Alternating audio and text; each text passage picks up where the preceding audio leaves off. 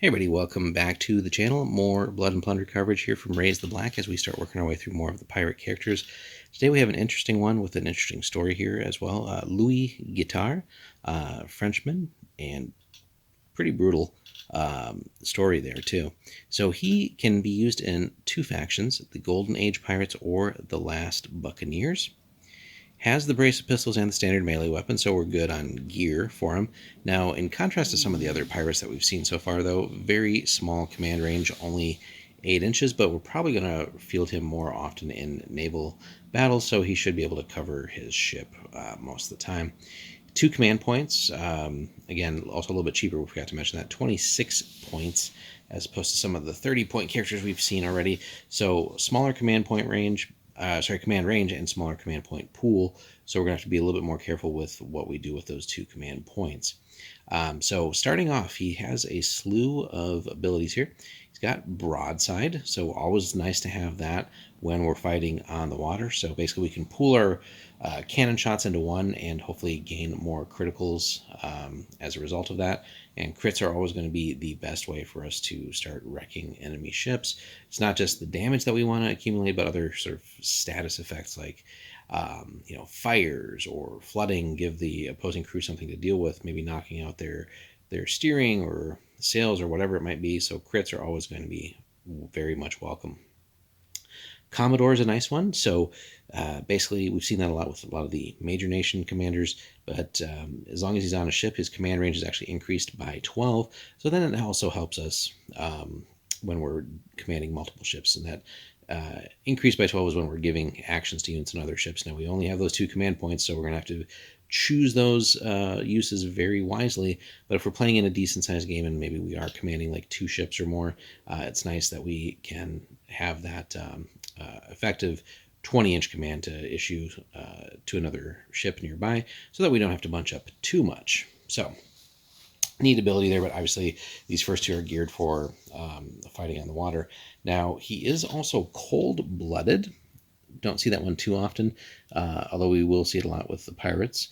So basically, he has Ruthless, and any unit using a command point from him, whether it's to fight or shoot, also gains Ruthless. So now a lot of units will already come with that, but it's just nice that we can dole out Ruthless wherever we need it in those specific instances. And again, if we time things right to make sure that Ruthless is active, it's going to hopefully let us either get more hits, whether that's in shooting or in melee. So good stuff there.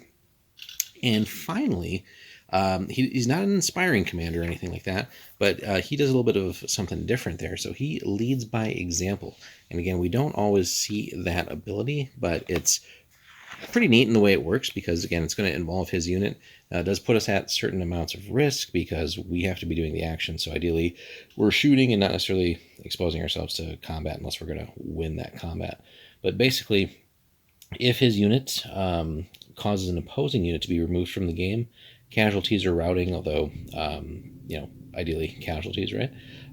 All units in his force, and this is not like a range restriction, but all units in his force may remove a fatigue point.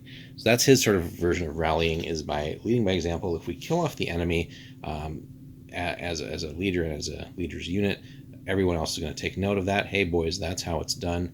And as a result, then we're going to remove fatigue across the board. Doesn't matter how far the other units are away, it just happens. And that's a pretty powerful thing in a game that rarely does care about like distances and stuff like that. So really neat stuff there. So one more thing, though, that makes him special, and if you want to take into consideration running him, so he has a special ship, so La Paille, which, again, the piece, which we read from the history there. But if this force includes the flute and does not carry heavy guns, it improves that ship's windward value by 1, increases the top speed to 5, and gains the swift ship trait. And that's all. Again, we're probably going to be fighting on the water with this guy, so if we happen to own that ship, worth picking up. Really just having at least one of all the ships in the range at some point in your collection. But if we have that, and again, as long as we're not using heavies, so mainly some lights and mediums, right? We get a better windward value. We can bump our top speed up, which is not normally like one of the fastest ships here, so we get that, and we gain the Swift trait. So 3 things just for bringing this character. Again, factor that into his points as well. We don't have to pay anything extra to upgrade that ship. We have to obviously own the ship and invest the points in the game and equip it. But you know, if we're playing at the right points levels, we should probably be a-okay with that anyway. Not a big deal. But yeah, three abilities here for that ship, just as a factor of using this guy. So all in all, pretty cool. Let us know, guys, in the comments if you've used Louis here. Have you run him in the Golden Age or the Last Buccaneers? Where do you think he's better? And have you run up against him? Where was he being used? And you know, which way did the battles go in either case? Hit us up in the comments, like and subscribe, and we will see you in the next one. Thanks for watching.